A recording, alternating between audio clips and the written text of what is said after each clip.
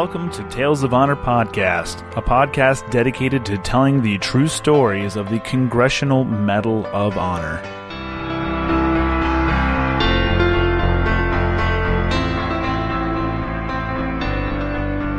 Hello everyone and welcome to another episode of Tales of Honor Podcast. I'm your host, Christoph Ambrosch, and today's episode is episode number 195. For some of you, this may be your first time hearing this podcast. Based on my recent download history numbers, this may be the case. And if it is, welcome, and please be sure to subscribe. Wherever it is you're listening to it, whether it's on Apple Podcast or Spotify or even YouTube or Facebook, just please be sure to subscribe. This way you get a notification every time a new episode drops. When do they drop, you ask? Well, they drop every Wednesday and Sunday evenings at 7 p.m. Eastern Standard Time. And now, a tale of honor. Robert was born on the 20th of January, 1945, in Clearwater, Florida. 18 years later, he joined the U.S. Navy from Coral Gables, and after he completed recruit training, Robert attended Hospital Corps School in San Diego, California. Robert had developed pneumonia during boot camp, and it was his time in the infirmary that gave him a better look at what went on in the medical corps, and he then changed his job to Hospital Corps.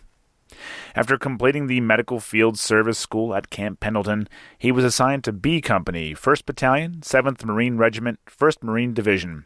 1st Battalion was deployed to Vietnam from Okinawa in July of 1965, and not only did Robert receive a Silver Star for treating Marines while under fire on the 8th of February, but his actions 1 month later would also earn him the Medal of Honor.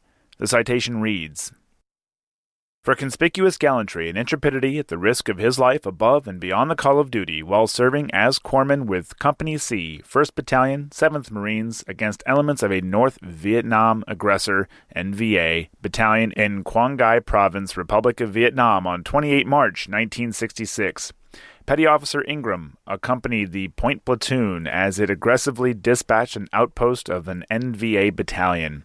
The momentum of the attack rolled off a ridge line, down a tree-covered slope to a small paddy and a village beyond. Suddenly, the village tree line exploded with an intense hail of automatic rifle fire from approximately 100 North Vietnamese regulars. In mere moments, the platoon ranks were decimated. Oblivious to the danger, Petty Officer Ingram crawled across the bullet-spattered terrain to reach a downed Marine. As he administered aid, a bullet went through the palm of his hand.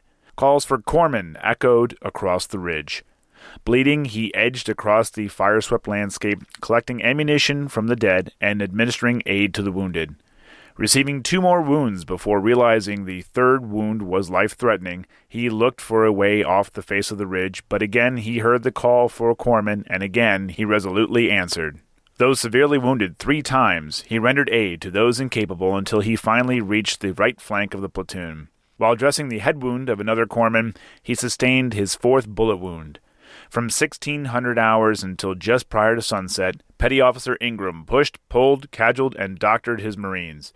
Enduring the pain from his many wounds and disregarding the probability of his demise, Petty Officer Ingram's intrepid actions saved many lives that day. By his indomitable fighting spirit, daring initiative, and unfaltering dedications to duty, Petty Officer Ingram reflected great credit upon himself and upheld the highest traditions of the United States Naval Service. When Robert was loaded onto a medevac helicopter, the crew had actually tagged him as killed in action since his vitals were virtually unreadable. His face wound was from a bullet entering beneath his right eye and exiting where the left side of his jaw attached, traveling through his sinuses. He recovered and went on to become a registered nurse and started a family. During a reunion in 1995 with the 1st Battalion, Robert's comrades discovered that he had not been awarded the Medal of Honor that he had been recommended for.